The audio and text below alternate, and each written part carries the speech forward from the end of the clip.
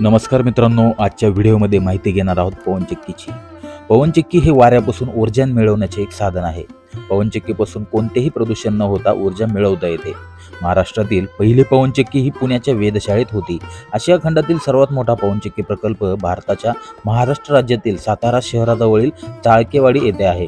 पवन ऊर्जा तयार करण्यासाठी पवनचक्कीचा वापर केला जातो, ज्यामुळे वायूतील गतिशील ऊर्जा यांत्रिक ऊर्जेमध्ये रूपांतरित होते। पवन ऊर्जा ही अक्षय ऊर्जा आहे आणि ती सहजासहजी उपलब्ध करून घेता येते। ही ऊर्जा अत्यंत सुरक्षित आणि किफायतशीर आहे। वेगाच्या वाऱ्यावर चालणारी पवनचक्की उभारली आहे। ही पवनचक्की दरवर्षी 2 मेगावॉट म्हणजेच 3.6 लक्ष किलोवॅट तास वीज निर्माण करू शकेल अशी तिची रचना केलेली आहे। मराठवाड्यात उभ्या असणाऱ्या पवनचक्क्या साधारणपणे 3 मेगावॅट वीज निर्मिती करू शकतात। पवन टर्बाईनच्या साध्या तत्वावर चालतात। वाऱ्यातील ऊर्जा रोटर होती 2-3 प्रोपेलर सारखी ब्लेड फिरवते। रोटर मुख्य शाफ्टशी जोडलेला असतो, जो वीज निर्माण करण्यासाठी जनरेटरला फिरवला जातो। विंड टर्बाईनची किंमत किती आहे? सरासरी पवन टर्बाईनची किंमत 1 दशलक्ष प्रति मेगावॉट डॉलर किंवा सुमारे 2 दशलक्ष ते 4 दशलक्ष प्रत्येकी आहे।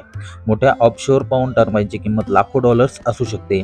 आजपर्यंतची सर्वात मोठी पवन टर्बाईन, ज्याची किंमत 12 मेगावॉट आहे, निर्मिती आणि स्थापित करण्यासाठी 400 दशलक्ष डॉलरचा खर्च येतो। याबरोबरच पवनचक्कीची आणखी काही वैशिष्ट्ये बघायचे झाले तर थोडक्यात एका पवनचक्कीचं पातळ साधारणपणे 76 मीटर लांबीचे असते व 800 टन क्षमतेची क्रेन ही पवनचक्की उभा करते। दरम्यान या सर्वांसाठी शेकडो कामगार काम करतात, तर एकूण खर्च 20 कोटींपर्यंत येतो।